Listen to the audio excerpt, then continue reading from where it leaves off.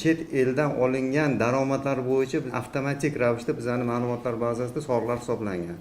Ko'plab murojaatlar bo'lyapti, qanaqa qilib bizga soliq hisoblanib qoldi, nimaga soliq hisoblanib qoldi, o'zidan o'zi soliq hisoblanib qoldi, men hech qanaqa daromadim yo'q edi-yu deydigan vajlar keltirilmoqda. Jismoniy shaxslardan olinadigan daromad soliqlari soliq organlari tomonidan mustaqil hisoblanishi mumkin.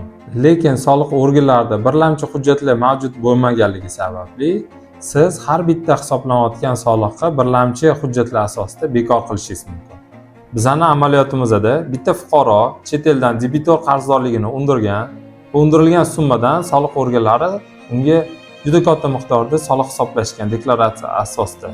Biz ushbu fuqaroni hujjatlarini batafsil o'rganib chiqdik va birlamchi hujjatlar asosida soliq organlariga tushuntirish berib, soliqlarning bekor qilinishini ta'minladik.